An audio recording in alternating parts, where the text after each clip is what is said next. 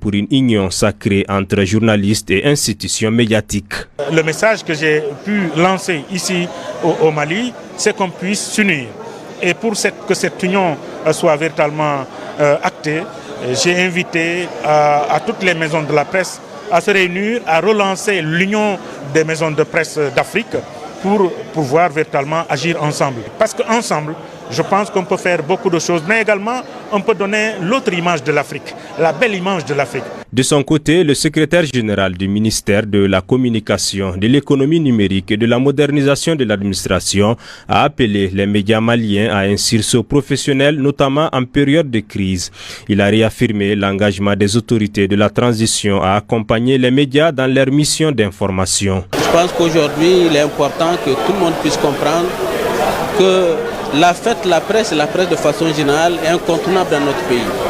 Malgré les conjonctures du moment et les contraintes que nous savons tous, nous sommes conscients au niveau du département qu'un pays ne peut pas aller sans la presse. Donc c'est important effectivement qu'on puisse travailler ensemble et c'est ce que nous faisons. Je pense qu'aujourd'hui, le président de la maison de la presse, nous avons des rencontres fréquentes pour faire le point de la presse, discuter des contraintes, des difficultés, aussi voir comment on peut booster aujourd'hui la presse. Donc c'est pour cela, dans cette même logique, nous sommes là aujourd'hui et nous serons là toute la semaine pour les accompagner dans leur travail et leur dire que nous sommes ensemble et que nous soutenons ce qu'il faut.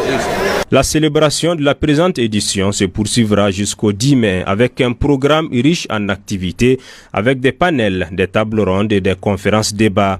À noter également la participation des étudiants venus des principales écoles de journalisme et de communication du Mali. Afin d'adapter sa politique migratoire aux réalités actuelles de la migration, le gouvernement du Mali, à travers le ministère des Maliens établis à l'extérieur et de l'intégration africaine, a officiellement lancé ce vendredi le processus de relecture du document de la PONAM, Politique nationale de migration.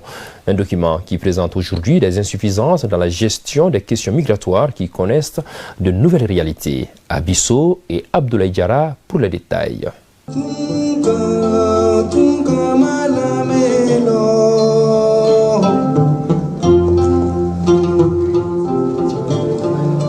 Élaborée en 2014, la politique nationale de migration PONAM constitue depuis lors un cadre de référence pour la gestion des questions migratoires au Mali.